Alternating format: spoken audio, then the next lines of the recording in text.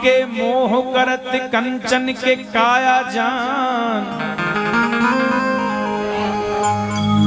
आज के में काल आई प्राण के उड़ाई दी हैं।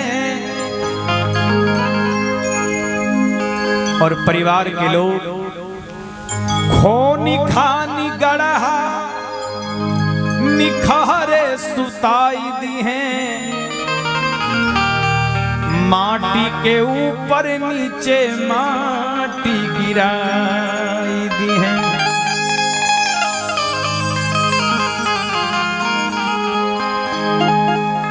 कि टोलावा पड़ोसवा के लोग बटुराई सब, संसार के लिहाज तन लोर ढरकाई दी हैं। और सबका से आगे आगे आपन बेटा दौड़ के 5 बेरी घूमी मुखे आगी लगाई दी है। यही संसार की रीत है। लेकिन सजनों, जाने वाले तो चले जाते हैं, लेकिन जाने वालों की याद कभी नहीं जाती है। आज सरजुग बाबू चले गए, लेकिन जाते जाते इस घर को, इस आंगन को, इस परिवार को बिल्कुल वीरान करके चले गए। आज उनके बेटे, उनकी बहुएं, उनकी बेटियां, उनके भाई, उनके भतीजे, उनके नाती, उनके पोते, पूरा परिवार शोक के सागर में डूबे हुए हैं। और सब के सब यही कह रहे हैं कि बाबूजी आप कहां चले गए, कहां चले गए आप। और कवनी बिरछिया चिरई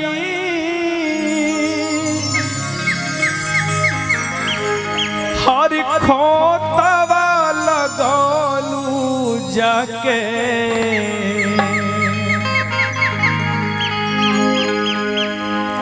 और सुन कई के आंगना हमार हो।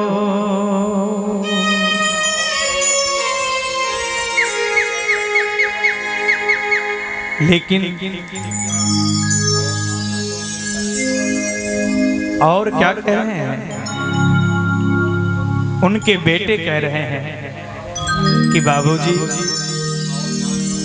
कि जहिया से तुरलाए बाबा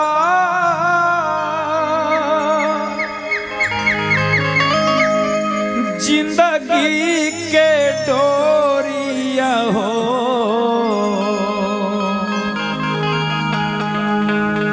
घरवा भइले सुना सान हो।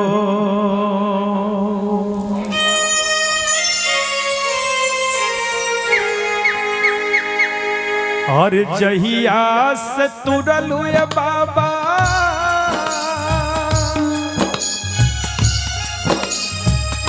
जिंदगी के डोरिया हो,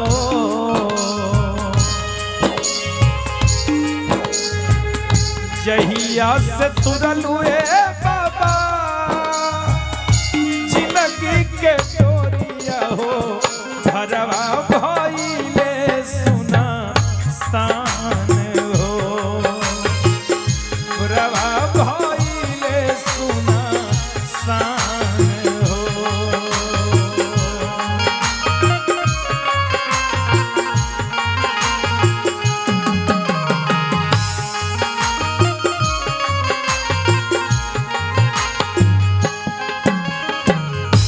कवनी बिरछिया चिरई खोतवा लगौलू जाके, कवनी बिरछिया चिरई खोतवा लगौलू जाके, सुन कई के आंगना हमार हो,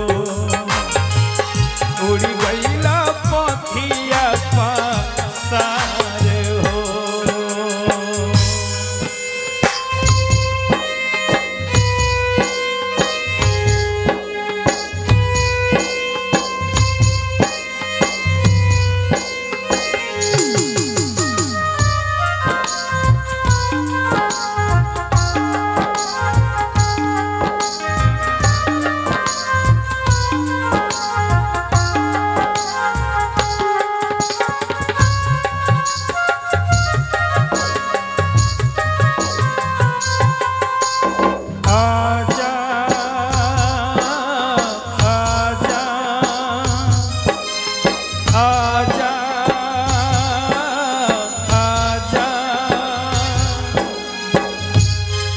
जिंदगी मैं तुम्हीं पे लुटाऊंगा।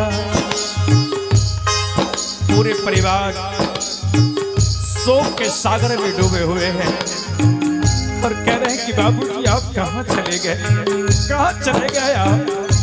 कम से कम एक बार भी मेरे सामने आ जाइए, एक बार मुझे बेटा कह करके बुलाइए बाबा। जिंदगी मैं तुम्हीं पे लुटाऊंगा, जिंदगी मैं तुम्हीं पे लुटाऊंगा। मैं तो मरी के भी तुझको चाहूंगा। आजा आजा आजा आजा धनवा भाई ने सुना।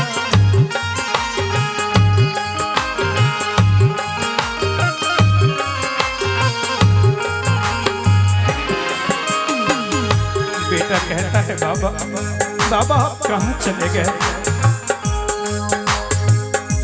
आखिर मुझसे क्या गलती हो गई, मुझसे क्या ऐसी खता हो गई जो आप हमें छोड़कर चले गए?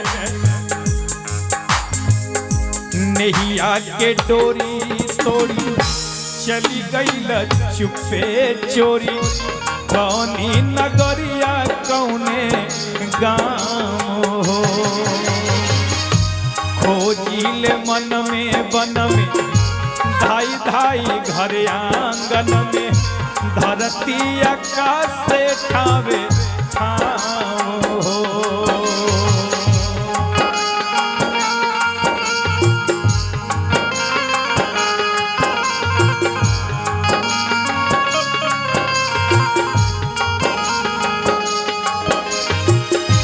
नैया के डोरी तोड़ी चली गई चुपे चोरी।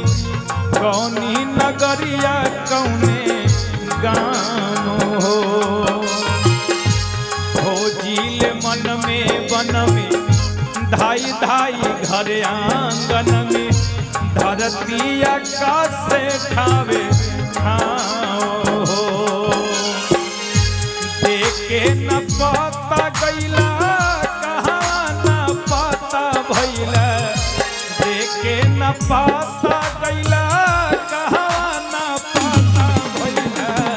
हो गईला कहे तूफान हो,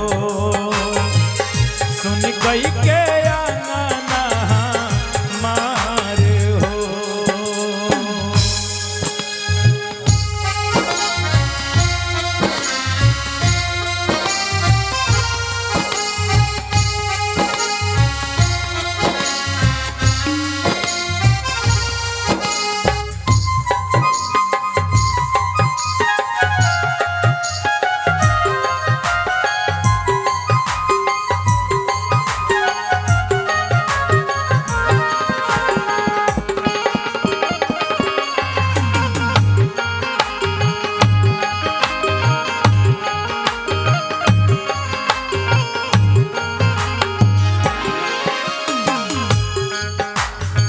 कहते बाबा आप कहाँ चले गए बाबा? आपके जाने के बाद मैंने आपके बारे में मैंने किससे नहीं पूछा, मैंने आपको कहाँ नहीं ढूंढा, किससे नहीं पूछा, लेकिन किसी ने कुछ नहीं बताया, किसी ने कुछ नहीं बताया बाबा, किसी ने कुछ नहीं बताया। सूरजिया चानावा से बदरी पवना से पूछी ले गईला कौने हो। तलवा तलैयन से पूछनी तरैयन से